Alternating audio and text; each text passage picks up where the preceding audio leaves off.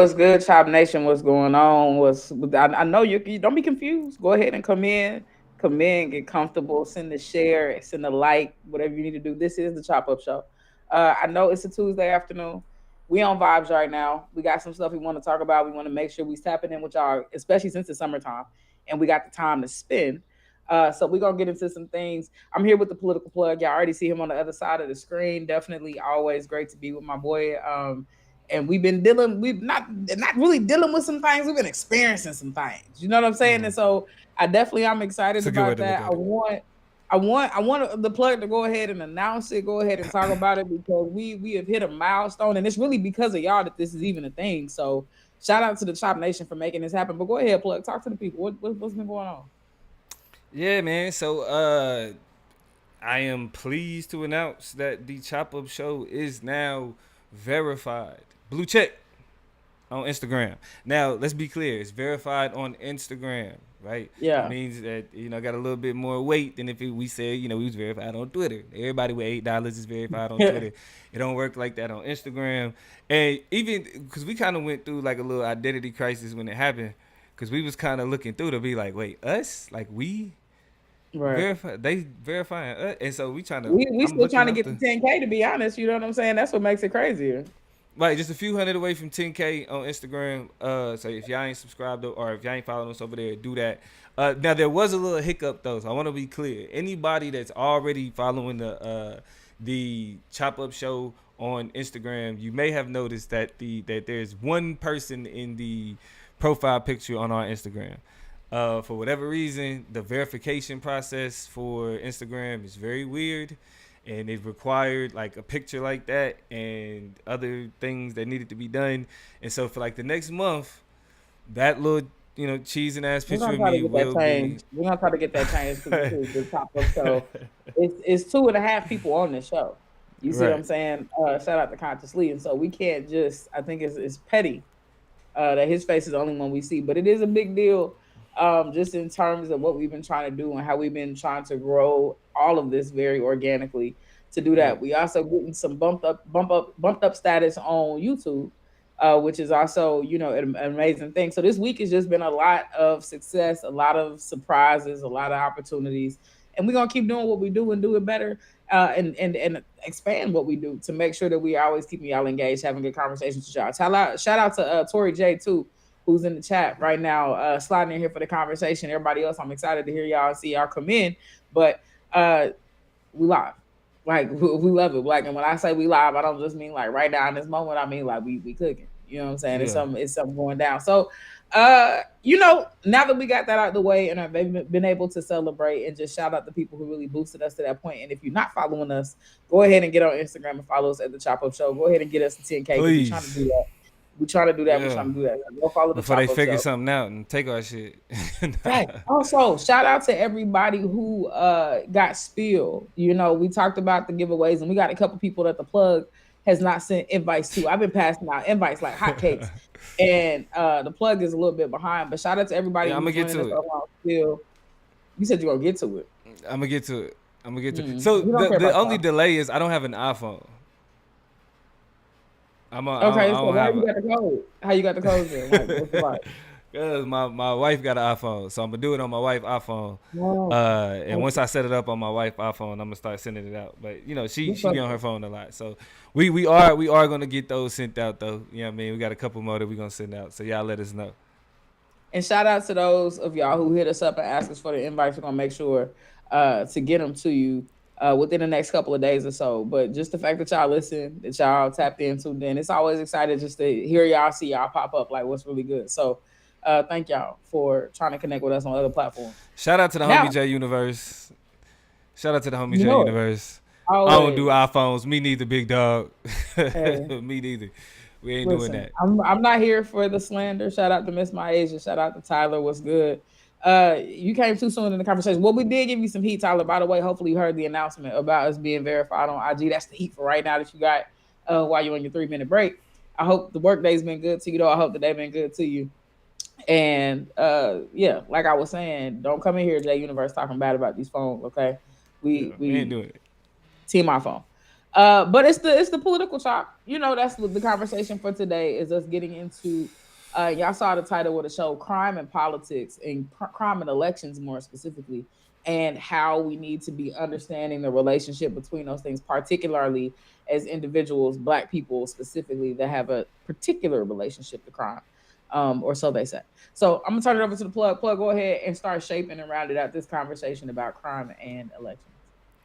All right, so this is the thing. This is actually, and Toya kind of identified it as we was kind of preparing to have this conversation with y'all. It's a personal conversation for me. It's a personal conversation for me.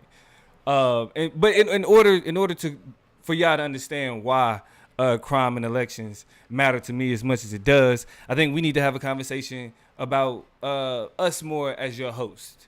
Like I feel like y'all got to learn a bit more about us, right? And Black people uniquely have uh, a different relationship when it comes to crime. Toya and I grew up in a similar, actually, like really damn near the same neighborhood, close to, Mhm. about what 5-10 minutes away. You know, But I could go down the rabbit hole on them, but I won't. Yeah, we did. Sure. We'll stay hey, on topic.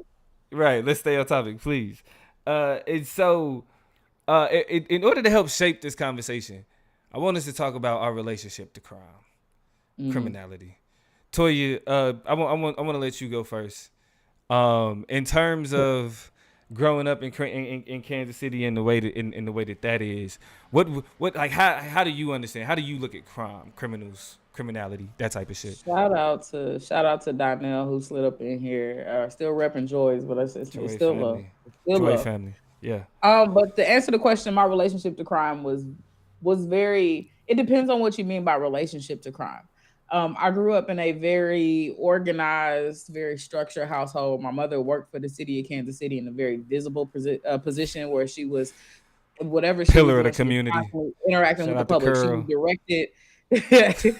She directed at least 4 or 5 community centers: Southeast, Gregg Center, Garrison, Marlboro Community Center, as well as was the special events coordinator. So you pick a holiday like 4th of July, my mom was on. You know what I'm saying? Because she was helping organize the city's approach to celebrating that holiday. So whatever. You pick another holiday, Flag Day, Yom Kippur, right? She was a part of it in the mix of yeah, how the city yeah, was celebrating these these yeah. these holidays. Um, and so that being said, like, it was very muchly our surroundings, my habitat where I grew up was muchly crime free. Like, I never even saw my mama drink until like I was in grad school. And I was like, oh, we grown. Like, but she very, I think, strategically kind of set up that environment where it just wasn't a lot of that around. So we were victims of crime. And this is, people who might talk about black on black crime doesn't exist, intercommunal crime, the same way in your neighborhood, the people who look like you probably steal from you and do whatever to you or whatever. Right, right. So, our house, well, first our house got hit by an 18 wheeler and then they got robbed while we were out of the home. Hold on, wait, So wait, that wait, was wait. two You can't say times you at one can't say time. that fast. You can't say that fast. Doesn't matter. First, your Uh, your home was hit by an 18 wheeler. it was a gaping hole. Uh, was put in my home because the car just kept coming. The vehicle just kept coming in my home and didn't stop until it hit it. And then what And happened after then that? while we were out of it, somebody came in and robbed our house and stole a bunch of stuff. I think I've even talked about this on the show before, but craziness. Mm. In that regard, what else has happened? Like, I think my mama has called, like, the neighbors have broken into our house before. I think when my brother and sister were teenagers.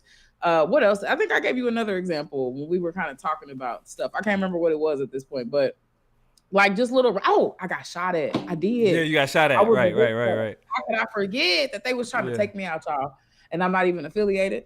I know people that know people, but I ain't in nothing. You know what I'm saying? But yeah, I was the witness. Me and my nephew were outside vibing in my backyard, and my backyard is not actually in the back of my yard. It's on the side of my yard, the side of my house. It's not in the back of my house. It's on the side of my house, and so we can see the street, from the side, from the backyard. yeah. And we saw these dudes basically run out of this house across the street. And I stay on, like, the street, like, it's flat on my side, but the houses across the street from my house are up on a hill. So all we see is people running out the house and running down the hill, and we like, Yeah. okay, they're trying to get out of town. Like, cool. As they run down the hill, niggas turn around and start blowing up the house. You know what I'm saying? And I think they shot one time on the way out. So it was like chaos. They start shooting inside, shot some more outside. They jump in the car. We witnesses at that point. We've Yeah. seen the car. They tried to snuff us. They tried to get rid of the evidence, get rid of the witnesses. So they literally got in the car and drove and started to drive off. Stopped the car, got out of the car, and my mama had a shed in our backyard, which was the saving grace of that, because I was like, Devon, get over here now. He runs across the yard. He playing pickup sticks. You know, little kids, they play little stupid games. Yeah, He might have yeah, been yeah. 7. He's just happy I'm sitting outside with him. He's finding sticks and lining them up in the driveway. And so I yell for him to come. And as I'm doing that, they turned around and blah, blah, blah, start shooting at us. We're like, what we do? They came back around.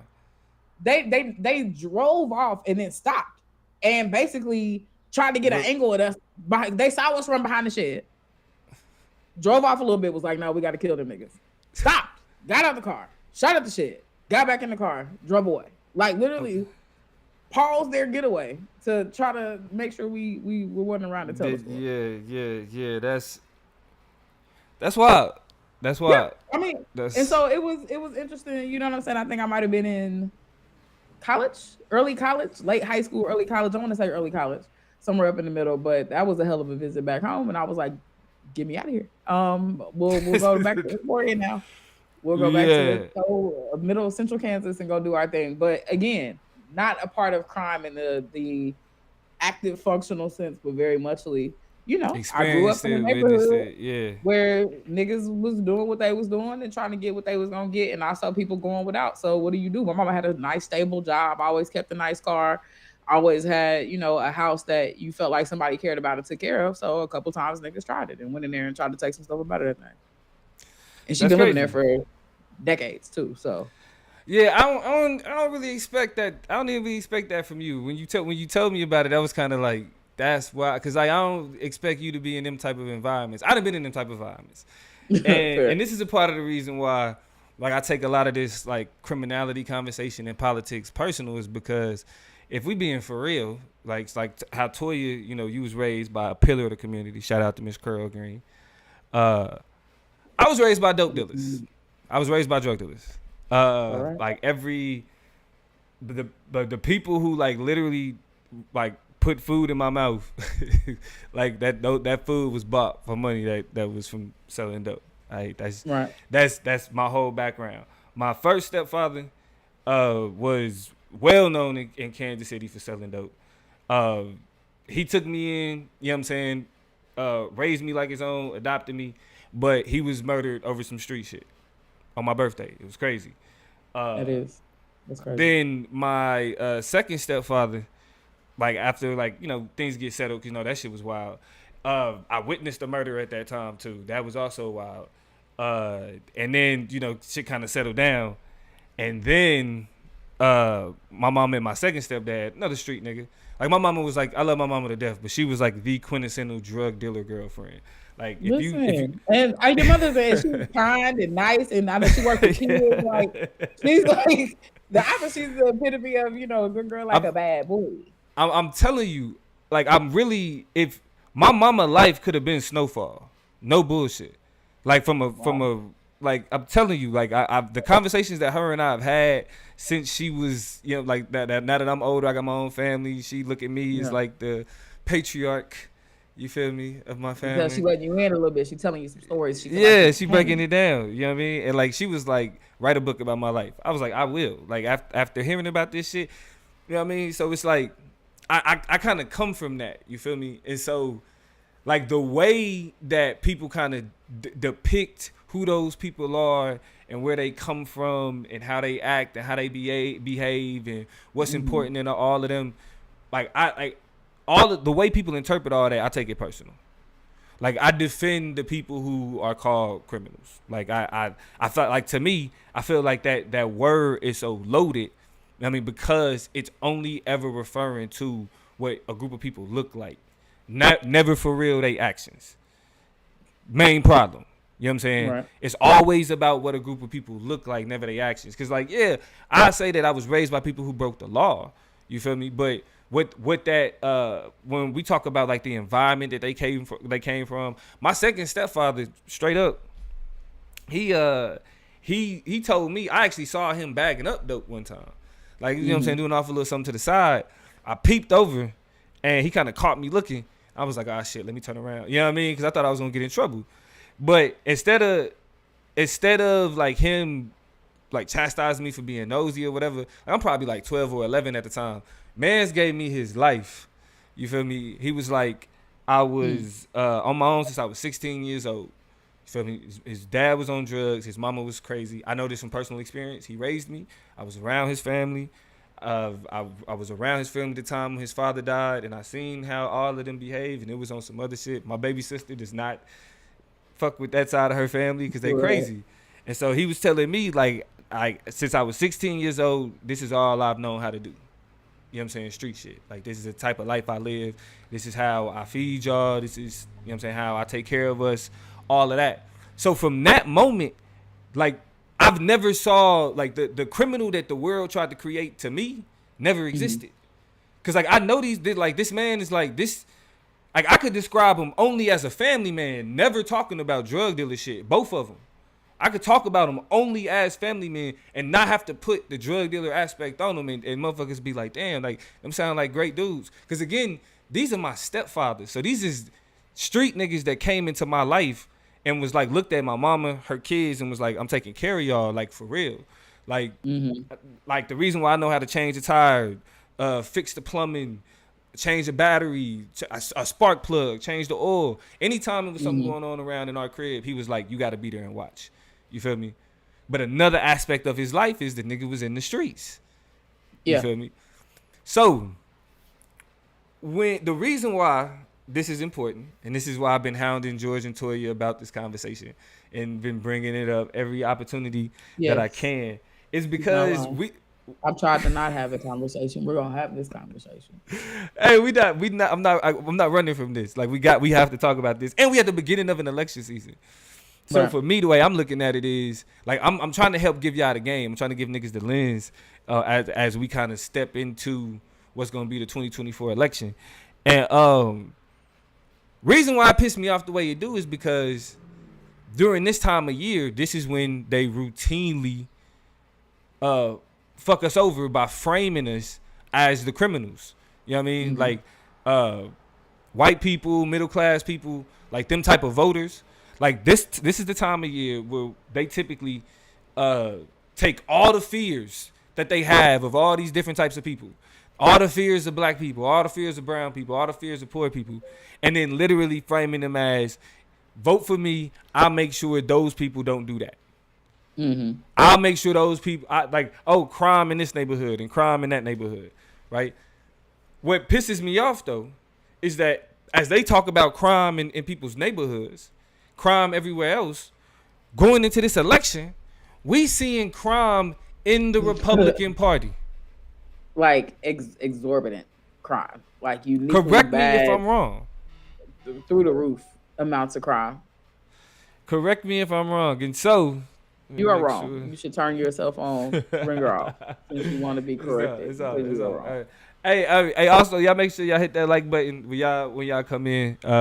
For sure. Let's get it in the algorithm. But so we going into this election. This is typically a time of year where these people complain about crime, point out crime, and literally make it a certain group of people, black, brown, and poor people.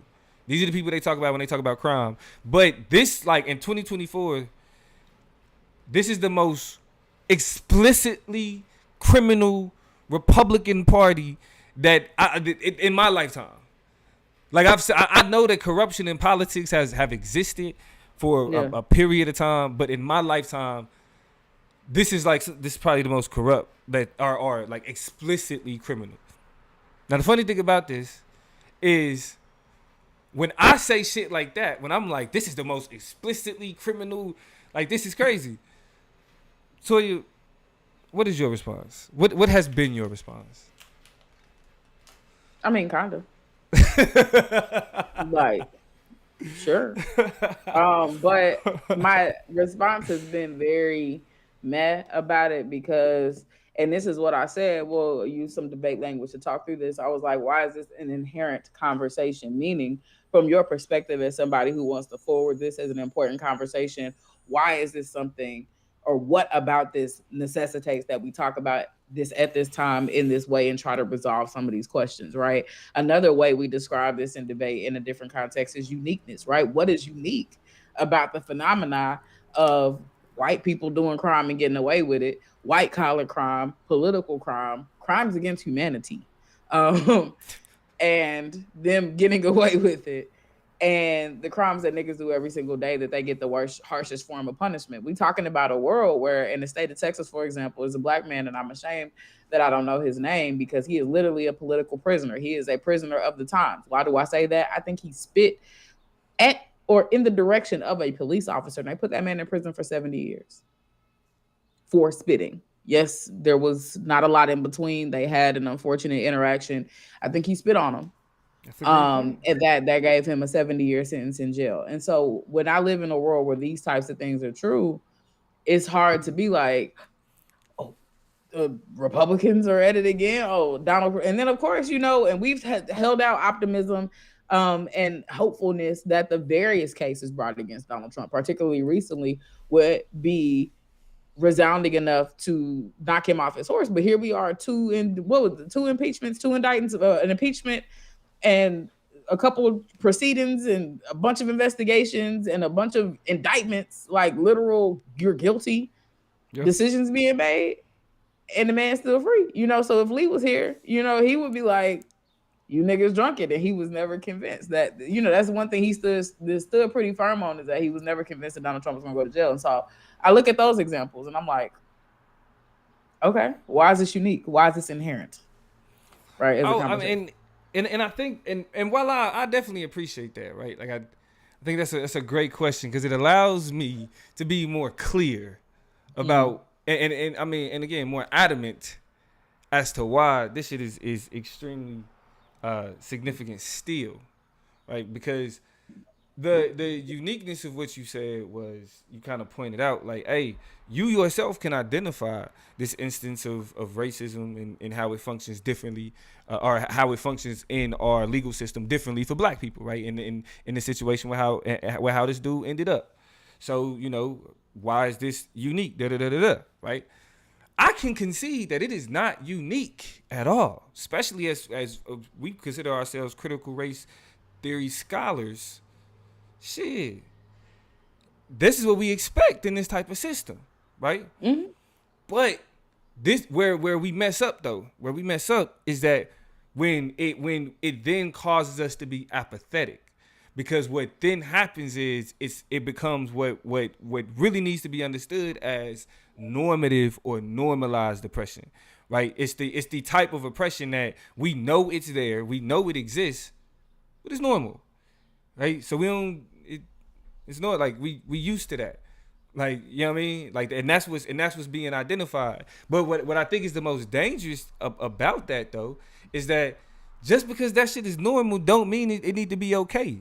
You feel me? I think a perfect example is when people are trying to talk about what's wrong with like grooming and like predators and like how like older men have preyed on younger women, specifically in the black community, right? Niggas turn around and be like, well, your grandpa was married with your grandma, and and back then, it was a different time, and back in that time, and like I don't know how many other like times in history we can look at and be like that, like it was some wild shit that was okay. Even slavery, people go back and be like, well, at that time they just thought differently, right? It was like that. That is what was normal. It was oppression. It was violent. Right? It was dangerous, but it was normal. Mm-hmm. People in those environments that felt that it was normal, the way that it became not normal no more is that they spoke, like they consistently talked about what was normal. Like niggas was like, yo, being a slave is trash. It was like, duh, nigga, we know. Right. Yeah, I know, but niggas still, okay, you feel me? This shit is Yeah. trash. Yeah. Like we need to, you feel me? So like it's like, even though like I feel like we can look at these different things and say like, yeah, like this is how kind of like how this shit function. This is how it operate. like there's value in being able to look at and being able to call these things out, because that's the only way it goes from being normal to not normal. You feel me? That's the only way. I Yeah. mean, perfect example, Me Too. The Me Too movement is a perfect example of how it literally just, because think about the concept of Me Too. It was, yeah, that shit happened to me too. That shit happened to me too. And the whole the fact that the phrase was so prevalent in these conversations is like, damn, like that's not cool. like Right. like you know what I mean? That's not okay. So I don't disagree. I think, when we look, while we're talking through examples at George Floyd and Breonna Taylor, I think, and when I think back to those instances, I don't know that they were necessarily uniquely bad, like, or worse than like the Alton Starlings or the Corinne Gaines or I mean, we could pick a name from the Sandra Blands or anything like that, right? I yeah, just think it was a tipping point. It was this shit is a little bit too much. Cause like, I just literally, I don't know why it made the waves that it made. I don't know, like, besides them obviously being terrible and messed up, right? But I think those are examples of the apathy that we end up developing, and it's so unintentional. But people often talk about trauma porn, right? And it's just like regular pornography in the sense that when you become overly exposed to it, it just don't hit the same. You know what I mean? When you watch it all the time, like, there's something on the inside that's going like this. Sure, there's like a little flutter that is the compulsion that you have, and the whatever you know what I'm saying, or and not even compulsion, but the alertness, right? There's yeah, something triggered inside of you, but you don't react and respond to it the same, right? And so we see these instances. A lot of people look away from the videos. A lot of people, and you can't handle it, and it's too much, and all that is valid. But we often become desensitized, right? Like, these senses literally are muted from responding to those moments in the same ways. And so I think similarly, when we hear about another indictment or another case or another instance of, it's just like, yeah, it's like the train's running on time. It's what we expected, meeting our expectations. This is why when cops go to jail, when Derek Chauvin gets a sentence, whatever, that people are so stunned. And it is because of the normalization, right? And the unintentional apathy. We don't mean not to care as much, just used right? to We it. don't mean to like not turn up every single time. I just Right. think we end up having to be, and that's also comes to the capacity of people. Like, we don't have it in us to turn up every single time. It's Yeah. just it ends up That being burnout it comes at happened the real expense quick. of it comes at the expense of being consistent and creating consistency behind outrage that then hopefully materializes results. So and I understand that, right? And I guess for me, some of when we started, a lot of the conversations that we had in debate was kind of centered around like looking at like being able to look past what we've come to expect as uh the thing that we should pay attention to, right? Like, so Hmm. like I think we would, like, you would agree that the like shit like the KKK, white nationalists, white supremacists, skinheads, neo Nazis, like that type of racism, like is like essentially universally called out as like wrong, right? Like that's It's it, overtly bad and it's loud, right? So it's right? easy to identify. So it's Right, like, all right, like, that right, shit is definitely not allowed here. right. And so the problem is though, like our how easy it is for us to identify those forms of racism, but then again at the same time recognize these lesser forms, and then just and then have less of a caring attitude towards, right? Like even the fact that we end up developing that type of apathy, because I think the what's more important is, again, we talk about it in the context of an election season where like political engagement is what, like apathy and political engagement don't go well together. You feel me? Right. And so I They think are we are in, at they are an antithesis to one another. exactly, and I think we are at a unique time in history where it's not as much as part like just regular shit. It's not as normative. Like what's happening right now is even more what I would say on the level of like the more overt forms of racism in terms of how we look at criminality. It's Right. there. You feel me? Like 5, 6 indictments. That's not normal. You know It's what I not. mean? Like, Yeah. and so like that's why it's like if at any point there was a time for us to look at the ways in which like we are criminalized during elections, now is that time because if they've ever been hypocrites, if they've ever been hypocritical, if they've ever been on bullshit, like Hmm. damn it, anytime they mention crime right now, they on that bullshit. And I think a unique way for us to kind of look at that and kind of frame that is from one of my, if not my favorite philosopher, George Yancey. My nigga was on Hmm. some shit called "Look a White." Hmm. Look a white, like look a white, right?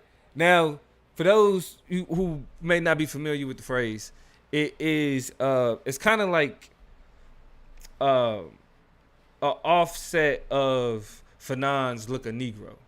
Franz Uh-huh. Fanon's "Look a Negro," where when Fanon was, well, he was like on a train or something, and a child looked and pointed at him and said, "Look, a Negro." Right, Right.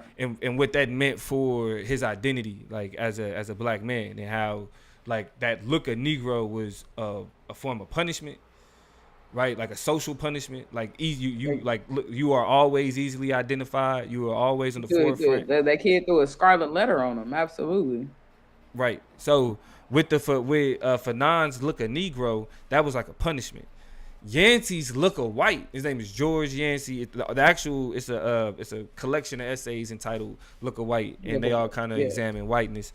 Uh, but what he's saying is that in a world where we can look and see that like whiteness kind of shapes, like the white gaze, how whiteness sees things, shapes and creates how we see the world, right? In that world, having a gaze that actually comes from the people who are the ones that's always being labeled, always being named, Hmm. right? Whiteness in and of itself is never labeled. Whiteness in and of itself is never identified, It's right? assumed. It's a right. It's what's normative. It's in the background. It's what we expect, right? So racism, we expect it. It's a normative. We don't expect the Ku Klux Klan to come marching down the street with a burning cross. We don't expect that. We do expect even the most liberal whites to grip their purse if they see a rough looking nigga walking past them, right? Exactly.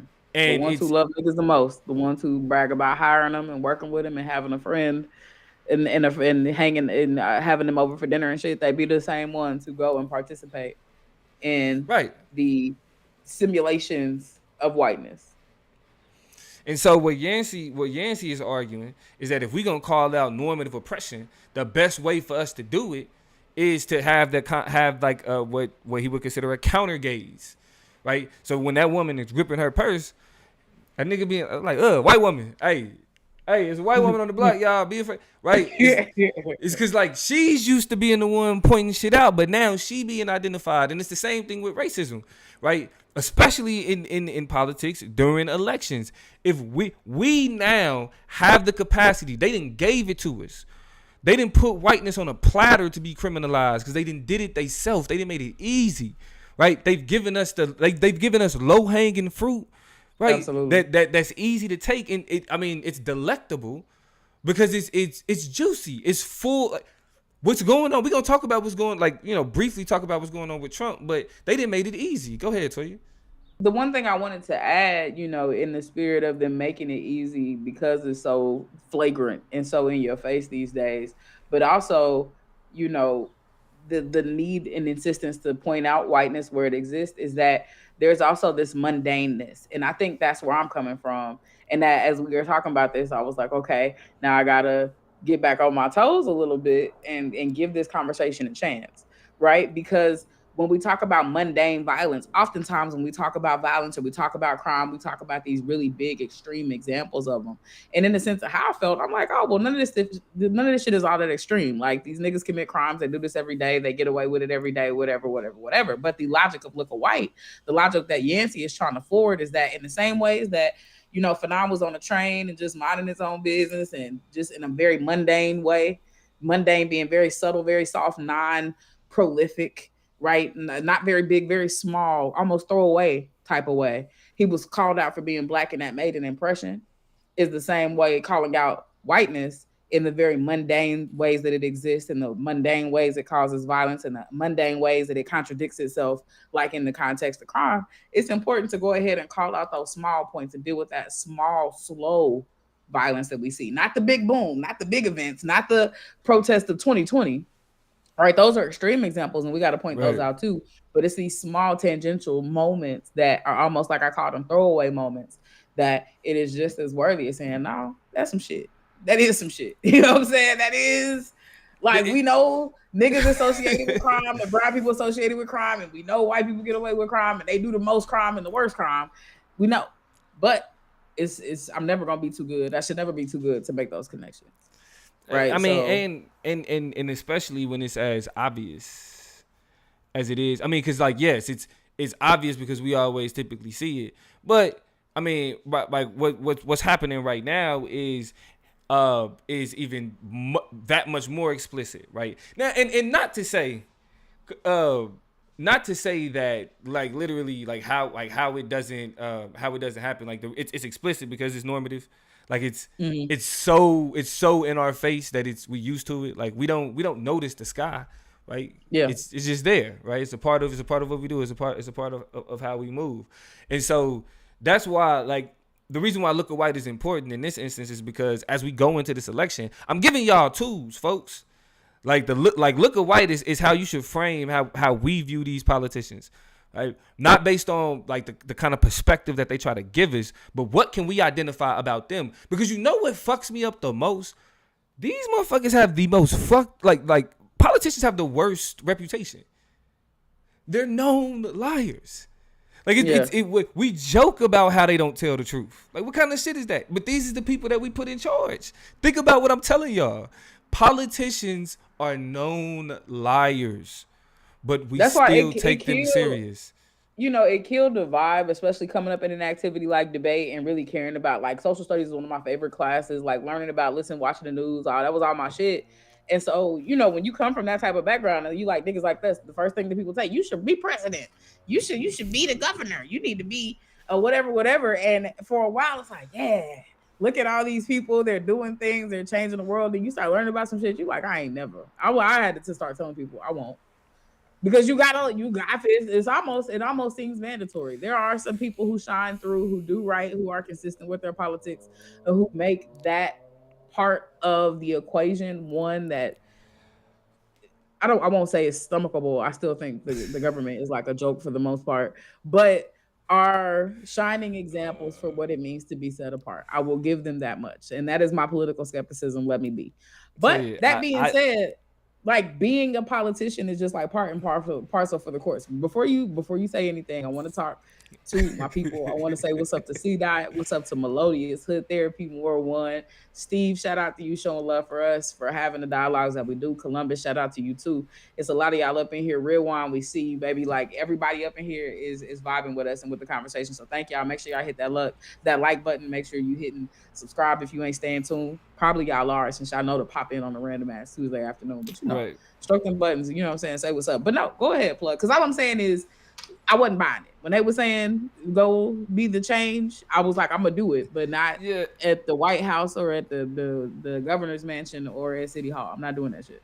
but I feel that, right? Because I kind of like, I mean, me, I had the reason why I became the political plug is because I recognize like it's a dirty game. I play it.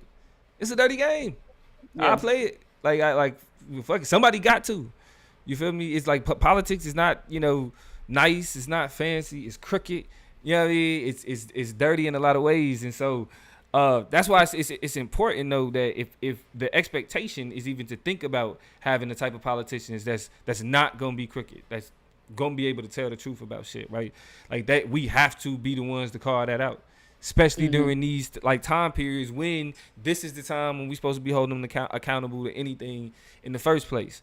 You feel me? And what I think why I think we should start this conversation now is because historically, like this is like traditionally, right? Racism has been so baked into how we understand how we go about elections that most people don't even realize that racism has its own name in campaigning. There's literally a campaign strategy focused solely on being racist. Hmm. That is called, excuse me, it's known as, I burped, I'm sorry, y'all. It's known as, it is known as the Southern strategy. Surprise? Not really. Right? Right? It's known as the Southern strategy. And it was we could see it being deployed as far back as the 1920s when black people were like purged from from the Republican Party, but we saw it have it like used in its most prominence during the 60s and 70s during the Civil Rights era, where segregationist politicians would specifically and uniquely use the image of the black criminal to scare white folk away from integration. Mm-hmm. So if you was an anti-integrationist like voter, you wanted to hear from your elected official that, hey, nah, hey, like tell us what we need to know. Oh, y'all scared of black folk? Well, I keep them out your neighborhood. And what fucked me up the most is that they try to call people like us race baiters for calling out racism. Yeah. Politicians mastered the art of race baiting for votes centuries ago. Absolutely. Absolutely. Like trafficking in the fear, like racist white fear for political capital. That I don't see how you get better at race baiting than that. I mean, think about their president that they love so much, that commits the most crimes, and that they want to reelect so bad. His announcement, his coming out party, when he made this, made it clear that he wanted to run for the president of the United States, was racist as hell, right? Was full of dog whistles, but I can't even call them dog whistles. They were very direct statements about Latinx people, and the one of the many examples of cleaning the swamp or draining the swamp or whatever the hell. I think that's more associated with political people who are averse to his political agendas, but his cleaning up America, right? His making America great again scheme and strategy was largely about the elimination of Latinx people. And so it was, they criminals, they rapists, they're bringing drugs, thieves, guns, they peddling drugs. Some of them might be good people though. Sure. Right. And then the good people that they talk about, they assume that only those people clean hotel rooms and work for minimum wage, instead of being some of the people who are leading these communities in our society in the direction that it's supposed to go in. Right. Let's not forget about how terrible he was to Puerto Rico when they experienced Hurricane. What was it? Hurricane Maria? Yeah, this nigga was shooting. He was shooting fucking toilet paper towel rolls, like it was a basketball game. Like somebody was standing over there, like I'm gonna be a goal, and you just sitting over here. No, these are people who ain't got no lights, who ain't got nothing, who don't have running water, who don't have access to any resources, and you out here playing games with them at the conference, the press conference. Like, you don't got no training. No train. He don't have no training. But I would be remiss if I did not mention one of the most infamous historical examples of race baiting, racialization in an election. I'll take you back to 1988. Young Plug was barely about to turn a year, just about to turn a year old. About to turn a year old. You said 88? 88. Well, I was born in 87. I was about to be a year, and because the election's in November, right? Sure. So this is during the 88 election, and I put it in the chat, man. Let me know if y'all know y'all history. Let me know if y'all know about Willie Horton ad. The Willie Horton ad. The first thing I want to point out. I didn't know about it. Yeah, the first thing I want to point out. The man's name is William. His name is William Horton. He was accused and convicted of stabbing someone like 10 plus times, and he was sentenced to life in Massachusetts, where the governor at the time was Michael Dukakis. Now, at the time, there was a furlough weekend release program that that inmates were taking advantage of, and William Horton took advantage of that furlough. During that time, it is alleged that he escaped, broke into this white family household, beat the husband, stabbed up the husband, sexually assaulted the wife in front of the husband. Right? William Horton is alleged to have done all this. I say alleged because to this day, he maintains his innocence. Now, he has been caught in some lies about some things, so it's But I just want to make sure I point out that he maintains his innocence. Now, The Bush campaign got a hold of this story. The first thing they did was they changed William's name to Willie. Willie Horton. The reason why we know this is because William Horton expressed and let it be known that he has never in his life been known as Willie by anyone who knows him, who loves And it's so him. funny because the Williams that I know, like the Williams that I know, they call me William. Like, and black people even say it, they don't be like William. They like William. William. But William. my name is William. It ain't no Willie. It's William. The Bush campaign changed that nigga name to Willie. They called him Willie Horton the whole campaign, right? Niggified the man name, and you know why, right? Because William could be a white man's name. Yeah. Right. So to create a complete disconnect, you had to call him Willie, right? That's cool. Now we have that as the precursor, right? And because George Bush goes on to win, right? The presidency. This is George H.W. Bush, excuse me. Goes on to win the presidency. Black people are criminalized.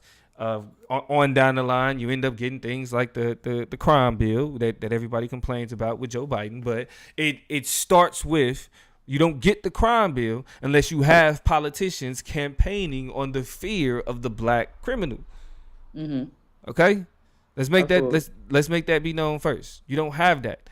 Right, so politicians again are trafficking in the criminalization of black people, and while it's an effective strategy for them, they've done, like as Toya pointed out, the white man Donald Trump did a pretty good job of it, calling Mexicans rapists and shit and getting elected in the spirit of George H.W. Bush.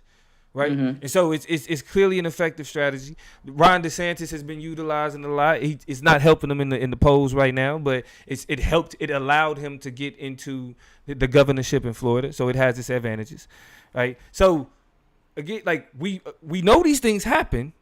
We got to call them out though. We have to speak on it. We got to look a white this shit, because especially at this time. If they able to get away with criminalizing us this month, this time, right? Let me explain why. Is that okay? Can I explain why? Please. I wouldn't dare get in your way. Because in terms of the stories that I've introduced to George and Toya, right? The conversation that we've had now is literally helping niggas to understand why I think these stories are important. And now it's actually time to talk about the shit that kind of pissed me off and sparked all of this conversation. All right. First, well, actually, Toya, let me ask you this: How well of a job do you think that I've created? Did I lay down the framework? Do we understand why we need to do this shit now? Sure. I'm still obliging you up to this point. If at any point I feel like we've diverted away from a point of interest, then I'm over it. Shout out to the comments real quick though. This nigga Tyler said, "You Uncle Willie's son." Tickle me. You Uncle Willie's son. But listen, y'all are with me. Y'all definitely feeling the Willie vibe. Hey, shout out to conversation about the difference. Shout out to John Witherspoon. I thought in my head, my favorite old comedian is John Witherspoon. Hey. I just thought that yesterday. No bullshit. Everybody pop off. And shout out to one of the funniest shows that black sitcoms that don't get enough respect. Wayans Brothers. Definitely. The Wayans Brothers, without a doubt. Without a doubt. But yeah, shout out to Columbus Hill, my man C Dot. Shout out to you, man. My boy T Bird. But so I'm hoping for y'all as well. Y'all understand the plug a little bit more. You know what I mean? I care about how black people are criminalized because I was raised in that shit, and I understand the people that under the circumstances. You know what I'm saying? I got a little cousin that's doing life right now. He's struggling. Shout out to Charles. You know what I mean? I love you. You feel me? So you know it like this shit matter to me because I'll be damned if I'm hearing about what's going, like, you know, my cousin like having to deal with the possibility of having to spend the rest of his life in jail, and I'm seeing Trump being held on a pedestal,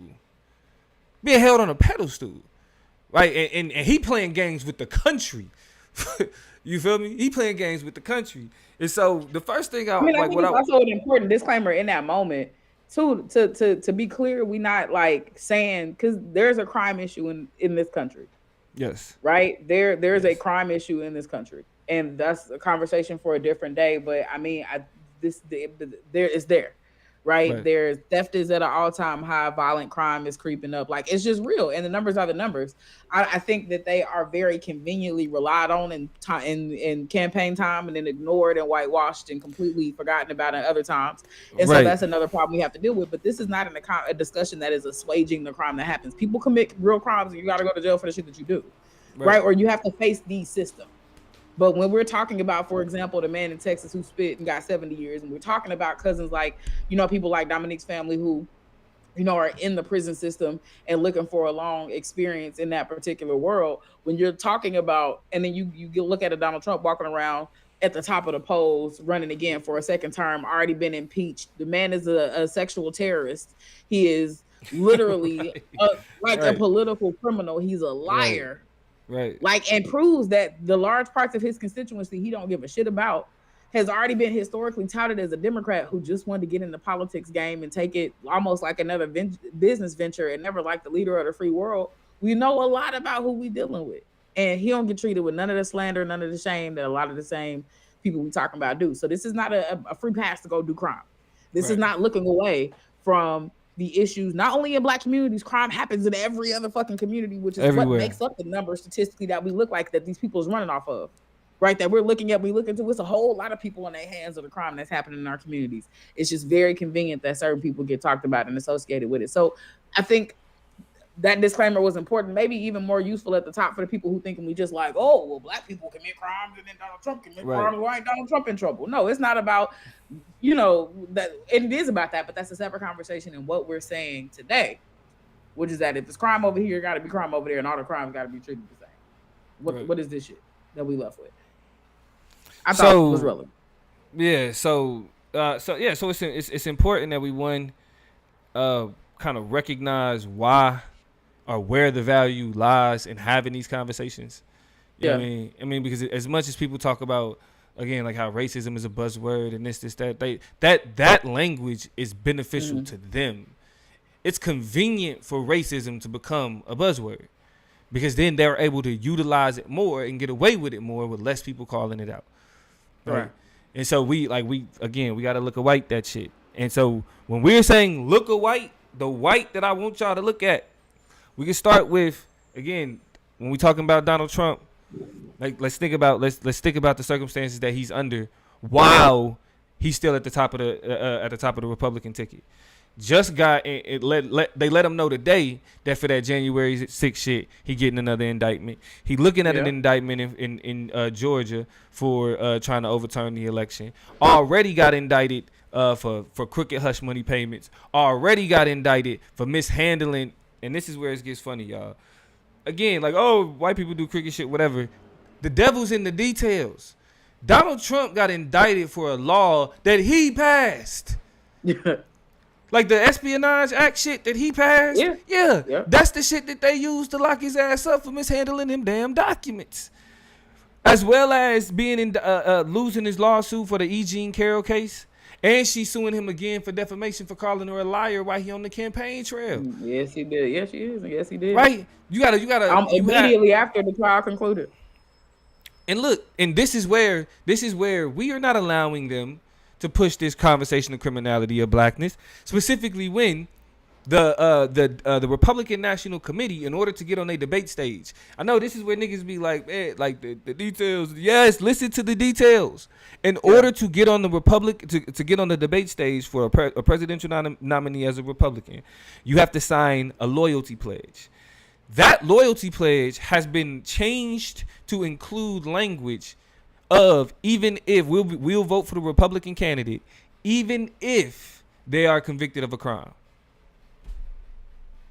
Never the type of language that's never been in there ever at any other time in point in history ever. You know what type of people find it necessary to include that type of language? Criminals. People who plan on fully intend on committing a crime and don't want you to go nowhere. Right.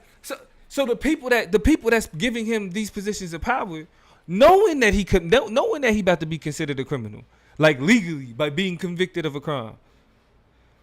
And they still talking about if you want to even compete on this debate stage for Republican nominee, you got to say that you're going to even support a criminal. Melodious said we need a 3 strike law for presidents too. Oh, Like they, yeah. without a I think doubt. I think if you get the I think you get the three your 3 strikes is 3 associations. If you get associated with crime 3 times, nigga, like I don't care about the We outcome got to of the do court something. case. I don't care about the proceedings. I don't care about when your trial is. You're done. We got to Because do something what are about you it. talking about? We got to do something about it. Okay. So and that's just at the top of the ticket, right? That ain't it though. Toya, this nigga George Santos. Of course. Do y'all know who George Santos is? George Santos is a Republican who is they found out has lied about everything. Everything on his resume. Not true. Lie. Whole ass lie. None of it. Even his name, they don't even know if that's his real name. And I'm not lying when I say that. If that's his real name. And I'm not saying and I'm not lying when I say that. That was an eyelash. Yeah. You feel me? He literally just got hit with a 13-point indictment from the Justice Department. That's the feds. And he's still a part of the Republican caucus. Help me understand what's going on. These people talk about caring about law and order. They definitely like to point out the black and brown people that they feel is criminals. George Santos is currently being indicted by the same Justice Department that you work with, Congress. But this man is still allowed because y'all want that vote. So, I mean, on committees, saying shit, leading the docket, opening it, like, what is really happening? Why, how? I think I just am confused because how dense do you have to be? You trust this man? Like, y'all trust this man? Like, at least censor him. Like, I understand letting him go through the processes. You know what I'm saying? They're working on censorship. The Democrats are at least, yeah. Well, they never work fast enough, which is their damn problem because the Republicans be having niggas shutting up. Them Justins, boy, they got them niggas out of there so quick. Right. Like, I don't understand. Shout out to the 2 Justins from Tennessee, but now we talk about some George Santos. We've been talking about George Santos for like a year. No, hold on. He's running for re-election, people. George Santos is facing a 13-point indictment. After he just had to settle some shit in Brazil for a stolen check, right? Had to pay some shit back that he probably used campaign funds to do, right? He's running for re-election. He was able to serve an entire term after being exposed as a fraud. Stop it.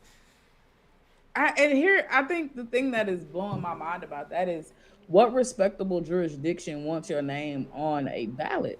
Like, I guess, and here, this is one of those moments where you got to be careful what you ask for because as Trump saw, turnabout is fair play. So what you try to do for somebody else or do to somebody else will turn around biting you.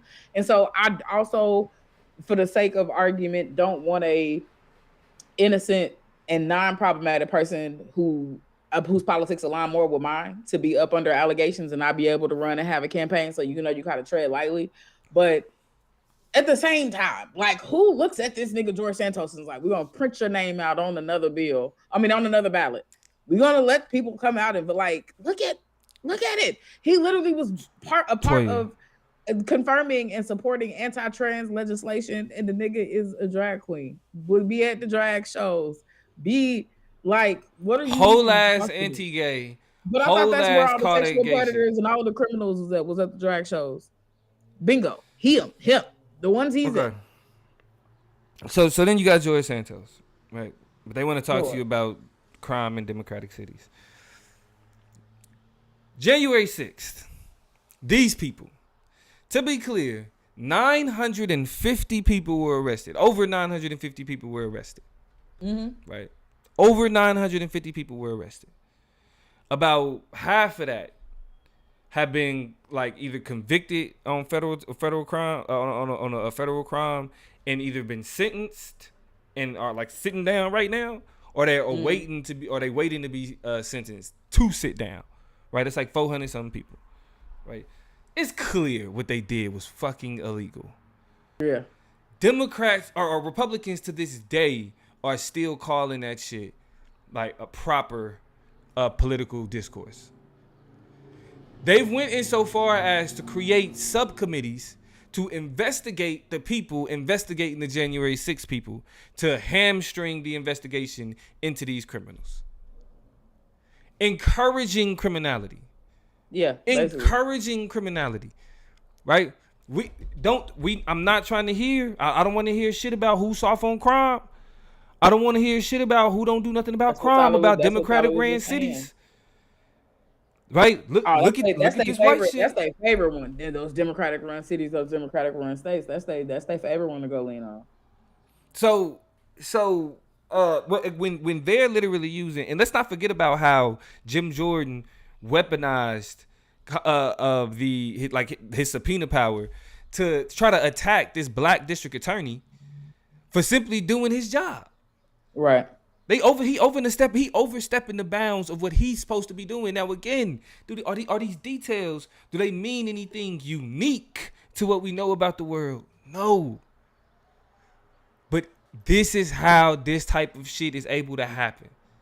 Cause it ain't enough people who give a damn. And the people that do give a damn, they too caught up in, cause MSNBC will be talking about it all day. You know what I mean? They'll push the conversation. And sometimes when I'm talking about shit that I care about to these niggas, I'm sometimes caught up in that cable news fever as well. But what we have to pay attention to is that the only way any of this shit is gonna be challenged, the only way to push back at any of this shit is to be able to call out what's normative in how we understand these things, the issues with elections and how they criminalize people that look like us.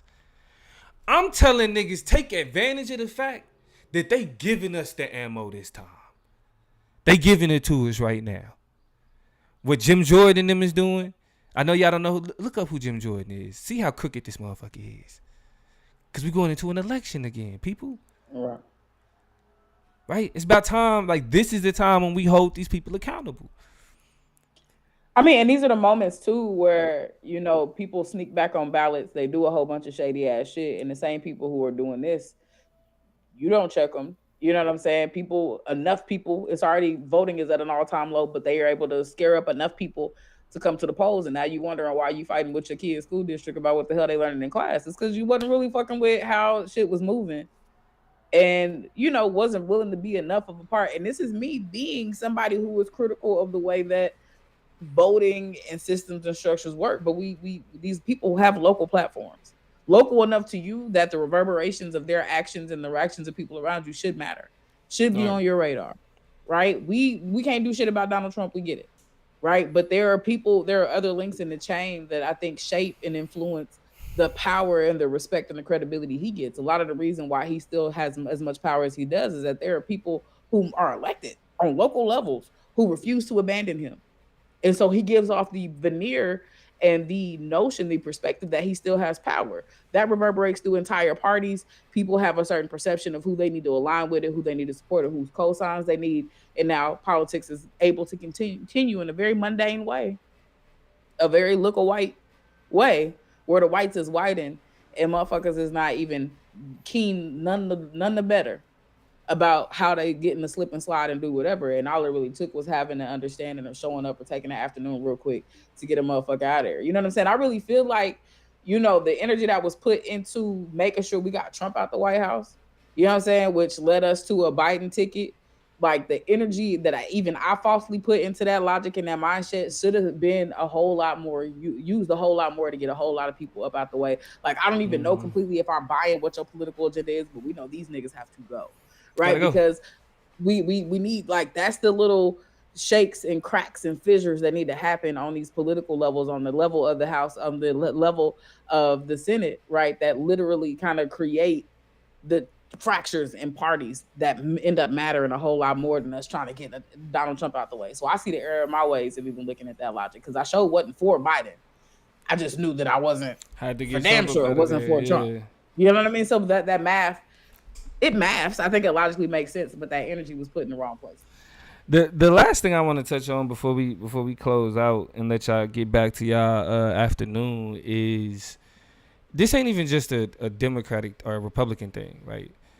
I don't want to spend too much time on this because I don't like giving like Republican conspiracy theories too much light and all this shit. But I do want to speak briefly on Hunter Biden, What's happening with Hunter Biden does not completely disqualify from voting for Joe Biden.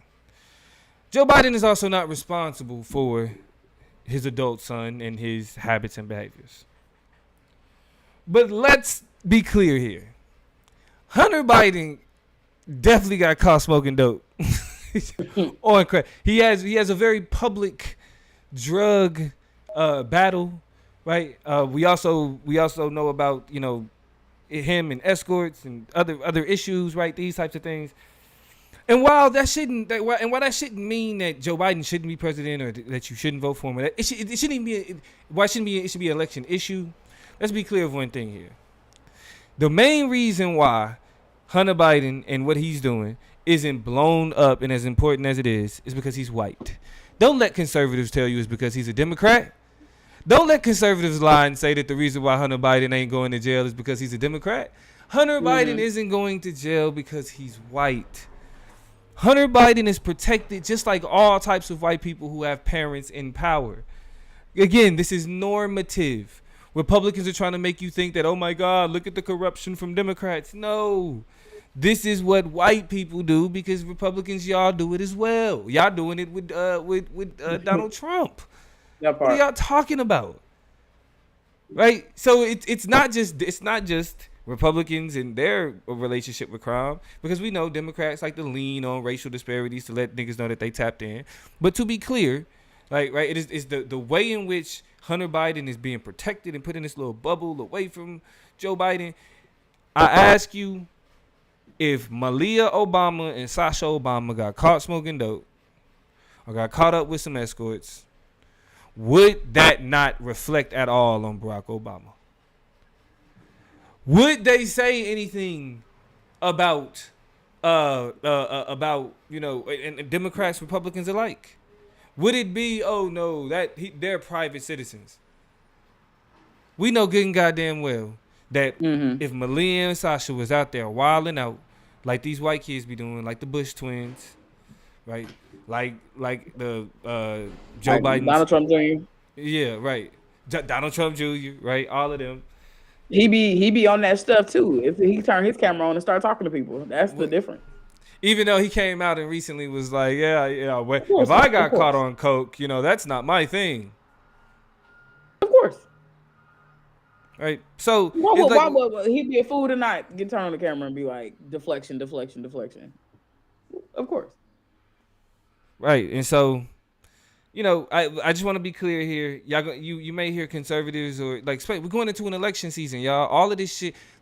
Come back and watch this and be like, damn, the plug was like, right. Come back and watch all these early election episodes that we've done. Y'all can see the game, but just let it be known that this shit is not a Hunter Biden is not a Democrat or Republican issue. It is an example of white privilege.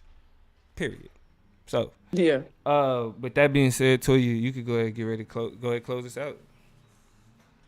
Word on the street is we're gonna tap back in y'all Thursday night. Stay tuned for that. We'll let y'all know if anything changes. Of course, if you're not following the Chop Up Show on IG, go ahead and slide over there. If you want have an iPhone and you want to spill invite, we got a backlog of them. So you let me know, you let us know, you go jump in our DMs on Instagram, and that's how you get that spill invite. The new kind of up and coming Black app that is created by Black former Twitter employees to give Black Twitter a specific and official home to do his thing. And I've been over there. I was on Spill today. It's a lot of community over there. A lot of people trying to connect. A lot of people who want to. And remember, it's in its beta phase. It's not open to everybody, so it's invite only. So it's a lot of people who want to build connections and bonds with folk before everybody get let in. So come over to Spill. Come hang out. Chop Up Show is over there. And you already know we staying connected and staying tuned with y'all. So that's all I got. I love y'all. It's always a blessing to have y'all in the mix. Talking to us, plug if ain't nothing else. You know what I'm saying? We can drop it out and Hey, catch and these folks on Thursday again, night. and again, we verified y'all. We verified on Instagram. So, hey. Oh, also soon y'all be able to hit that super chat as well. And for real, if we talking Chop Nation, we about to be able to get up the subscription set up as well. So if y'all fuck with us like that, I mean, those options are going to be also available for the support. But with that being said, man, we appreciate y'all joining the conversation. Remember, look, a white. A white. Yeah. Use that. That's a tool. We Counter out. gaze. We see you. We out. And it's ended.